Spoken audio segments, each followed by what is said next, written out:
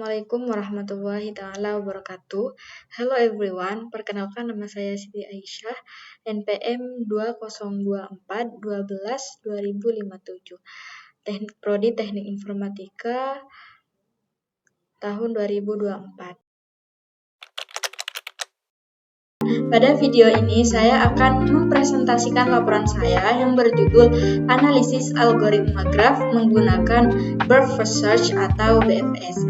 Pada presentasi ini, saya akan menjelaskan konsep dasar algoritma BFS, studi kasus yang digunakan, langkah penelusuran secara manual, implementasi program Python, analisis kompleksitas hingga kesimpulan. Baik, sekarang kita masuk ke konsep dasar graf dan BFS. Graf adalah struktur data yang digunakan untuk merepresentasikan hubungan antar objek. Graf terdiri dari simpul atau node, serta sisi atau edge yang menghubungkan antar simpul. Salah satu algoritma dasar untuk menelusuri graf adalah Birth First Search atau BFS. Nah, kenapa BFS? BFS ini bekerja dengan prinsip penelusuran melebar. Artinya, simpul dikunjungi berdasarkan tingkat kedekatan dari simpul awal atau level demi level. Algoritma ini menggunakan struktur data queue atau antrian dengan prinsip FIFO, yaitu first in, first out, atau data yang masuk lebih dulu akan diproses lebih dulu. Karena sifatnya itu, BFS banyak digunakan untuk pencarian jalur terpendek pada graf tak berbobot, penelusuran jaringan, dan juga penyebaran informasi. Baik, untuk studi kasusnya, pada laporan saya menggunakan studi kasus penyebaran notifikasi darurat di lingkungan kampus. Nah, model ini direpresentasikan sebagai graf dengan 7 simpul, yaitu simpul A, B, C, D, E, F, dan G. Simpul A adalah pusat notifikasi, B dan C adalah unit distribusi utama, D, E, dan F merupakan unit lanjutan, sedangkan G adalah tujuan akhir penerima informasi. Nah, hubungan antar simpulnya, A terhubung ke B dan C, B ke D dan E, C ke F, E ke G, F ke G. Nah, sekarang kita akan memasuki langkah penyelesaian atau trace BFS dari studi kasus yang saya jelaskan tadi. Saya akan menunjukkan langkah penyelesaian algoritma BFS ini secara manual. Nah, di sini simpul awal adalah A, iterasi 1, Q berisi A dikunjungi, tetangga B dan C dimasukkan ke dalam antrian. Q menjadi B dan juga C. Nah, iterasi kedua, B diproses, tetangga D dan E dimasukkan, Q menjadi C, D, dan juga E.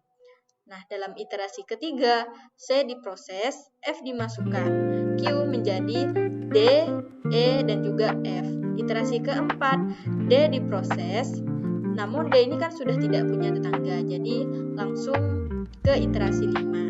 Dalam iterasi 5, E diproses, G dimasukkan, sehingga Q-nya menjadi F dan juga G. Iterasi 6, F diproses, G sudah ditemukan. Iterasi 7, G diproses, kemudian selesai. Jadi urutan traversal yang dihasilkan adalah A, B, C, D, E, F, G. Dari sini terlihat BFS bekerja level demi level.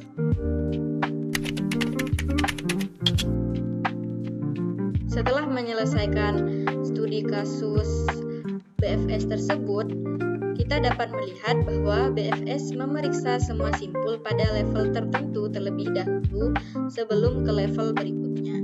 Maka simpul yang pertama kali ditemukan selalu mewakili jarak minimum dalam jumlah edge. Oleh karena itu, BFS disebut mampu mewakili atau menangani jalur terpendek. Sebagai contoh, untuk mencapai G, BFS akan menemukan jalur A, B, E, G dengan 3 edge. Itulah alasan BFS efektif untuk graf yang tak berbobot. Baik, setelah melakukan penelusuran manual, saya akan mengimplementasikan BFS ke dalam bentuk coding di Python. Nah, di sini saya akan menjelaskan sedikit tentang struktur-struktur dalam kode tersebut. Nah, di sini graf direpresentasikan menggunakan adjacency list dalam bentuk dictionary, sedangkan Q diimplementasikan menggunakan DQ. Nah, visited digunakan untuk menandai simpul yang sudah dikunjungi agar tidak terjadi pengulangan. Nah, fungsi BFS di sini bekerja dengan mengambil simpul dari depan antrian, menandai simpul, lalu memasukkan tetangga yang belum dikunjungi. Setelah codingannya selesai, kita akan melihat output yang akan dihasilkan oleh coding tersebut. Nah, di sini kita dapat melihat bahwa urutan traversal dari BFS dari studi kasus yang kita jelaskan tadi yaitu A, B, C, D, E, F, dan juga D. Dan hasil ini sangat konsisten dengan trace manual yang sebelumnya telah diverifikasi.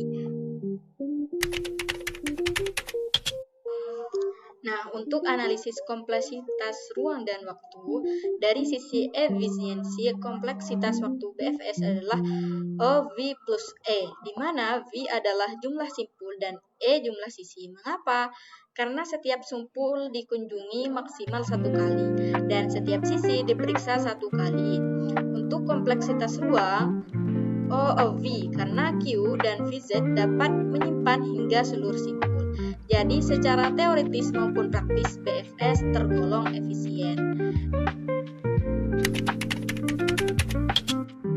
Nah, untuk kelebihan dan keterbatasan, kelebihan BFS yaitu menemukan jalur terpendek pada graf tak berbobot, traversal sistematis dan mudah diverifikasi, dan juga cocok untuk penyebaran informasi dan eksplorasi jaringan.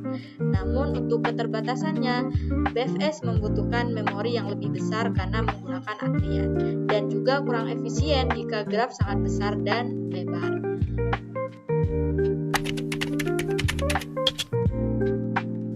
Kesimpulannya, berdasarkan studi kasus dan implementasi program, dapat disimpulkan bahwa algoritma Buffer Search mampu menelusuri graf secara sistematis berdasarkan level kedekatan simpul.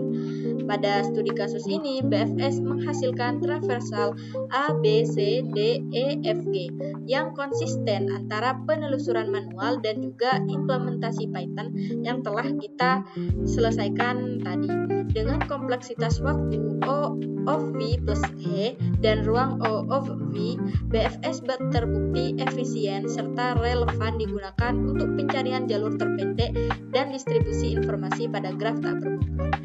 Demikian presentasi saya mengenai analisis algoritma graf menggunakan Buffer Search. Terima kasih atas perhatiannya. Wassalamualaikum warahmatullahi taala wabarakatuh.